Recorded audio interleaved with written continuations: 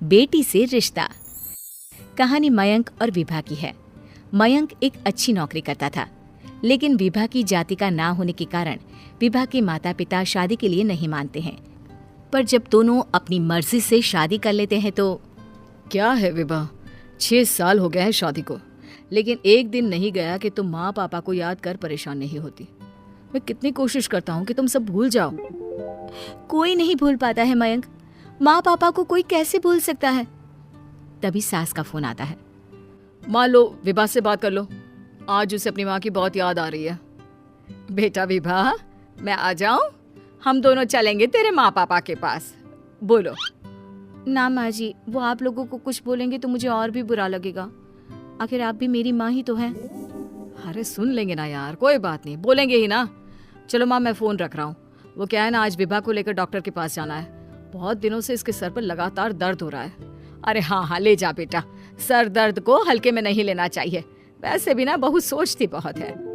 मयंक माँ का फोन रख देता है और दोनों कार से अस्पताल जाते हैं। लेकिन जैसे ही वो लोग अस्पताल जाते हैं, विभा को स्ट्रेचर में नर्स उसकी माँ को लेकर जा रही दिखती है। मयंक, माँ, मयंक वो मेरी माँ है। इतने सालों बाद देखी भी तो इस साल में मैं उनके पास जा रही हूँ। अरे रुको, कहीं वो लोग तुम्हें देखकर और परेशान ना हो जाए, या फिर तुम्हें कुछ बोल ना दे विभा, तुम फिर परेशान हो जाओगी। मयंक कैसी बात कर रहे हो, वो माँ है मेरी। विभा पास खड़े अपने चाचा चाची से बात करने की कोशिश करती है, लेकिन वाह, तेरे जैसी बेटी जिसकी हो वो तो मर ही जाए तो अच्छा है।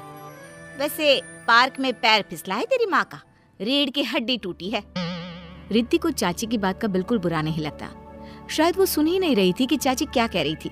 वो सीधे माँ के कमरे में जाती है। कौन है आप? ये मेरी माँ है, मेरा नाम रिद्धि। रिद्धि नाम है ना आपका? दर्द में भी ये आपका ही नाम ले रही थी।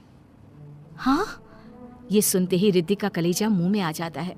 ये वही माँ है जिसने कड़े शब्दों में ये कह दिया था कि अब तेरा मेरा रिश्ता खत्म। फिर रिद्धि का पति मयंक भी वहां आ जाता है। सामने खड़े होते हैं रिद्धि के पिता। पापा, क्या हुआ माँ को? वो पार्क में गिर पड़ी, रीढ़ की हड्डी में चोट आई है। रिद्धि पिता की तरफ देखती है, लेकिन पिता मुंह फेर लेते हैं। पता है मयंक, माँ दर्द में मेरा नाम ले रही थी। मेरी माँ मुझे याद कर रही थी मयंक। मैं माँ को कुछ नहीं होने दूंगी, देख लेना। हाँ रिद्धि, हम मिलकर माँ का ख्याल रखेंगे, उन्हें फिर से खड़ा कर देंगे। लेकिन भैया कहाँ है? रिद्धि पिता के सामने जाकर खड़ी हो जाती है। पापा, भैया कहाँ है? वो अमेरिका में है, वो नहीं आ पाएगा। रिद्धि फिर माँ की ओर ध्यान कर लेती है। उस पूरी रात रिद्धि माँ को देखती खड़ी रहती है। पिता मन ही मन सोचते हैं, जब इतना ही प्यार था तो क्यों चली गई किसी एक अजनबी के लिए हम सभी को छोड़कर। तभी डॉक्टर बाहर आते हैं। आपकी वाइफ को होश आ गया है, क्या मैं उनसे मिल सकता हूँ? जी नहीं, वो बार बार अपनी बेटी का नाम ले रही है। रिद्धि बेटा, तुम अंदर चली जाओ। माँ रिद्धि को देखकर रोने लगती है। बेटा, माँ के गले लग जा। मैंने तो सोचा था तेरा चेहरा देखे बिना ही मर जाऊंगी। ऐसे कैसे? भला मैं अपनी माँ को कुछ कैसे होने दे सकती हूँ? माँ उठने की कोशिश करती है, लेकिन वो उठ नहीं पाती। देखिए, आपकी रीढ़ की हड्डी में फ्रैक्चर है। मुझे प्यास लगी है, पानी पीना है। रुको माँ, मैं हूं ना, मैं पिलाती हूँ पानी अपनी माँ को। कोई और नहीं आया?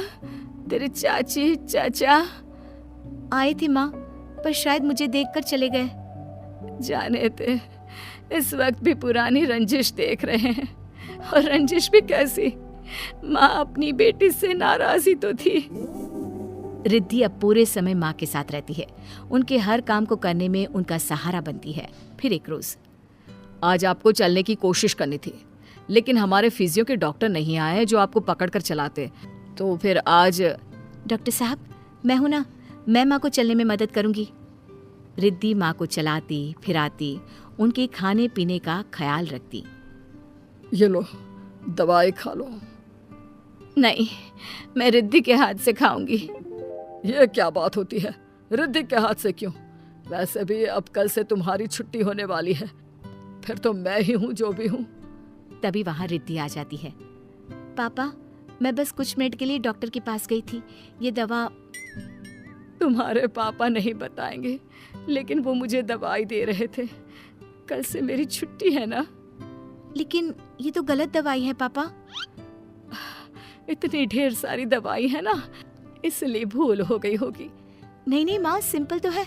मैं बाहर जा रहा हूँ, कल आ जाऊंगा छुट्टी कराने। अगले दिन पिता अस्पताल से माँ को ले जा रहे होते हैं कि रिद्धि बेटा, इतनी जल्दी किसी की छुट्टी नहीं हो पाती, ऐसे रीढ़ की हड्डी के मामले में। लेकिन तुम्हारी दिन रात की मेहनत ने तुम्हारी माँ को व्हील चेयर में बैठने लायक बना दिया।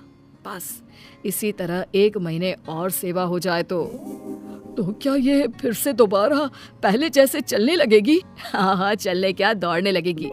अब क्या था, पिता कुछ सोच में पड़ जाते हैं कि रिद्धि कहती है, माँ मेरे साथ मेरे घर चलो, 1 महीने मैं तुम्हारी सेवा करना चाहती हूँ। नहीं, चलना है तो तुम चलो अकेली। उस लड़के के लिए ना हमारे दिल में जगह है ना घर में। पैसे वाला होगा तो अपने घर का। पास खड़ा मयंक रिद्धि को इशारा करता है। तुम जाओ रिद्धि, तुम्हारी माँ को तुम्हारी जरूरत ज्यादा है, मैं समझ सकता हूँ। रिद्धि भी माता पिता के साथ मायके चली जाती है। वो माँ की सेवा दिल लगाकर करती है। पिता भी रिद्धि को माफ कर देते हैं और फिर 1 महीने बाद, देख रिद्धि, मैं बिल्कुल ठीक हो गई। सच कह रहे थे डॉक्टर कि मैं तो दौड़ भी सकती हूँ। बस माँ, तो अब मैं चलती हूँ। मयंक और मुन्ना मेरे बिना न जाने कैसे होंगे। अरे क्या जरूरत है जाने की, यहीं रुक जा।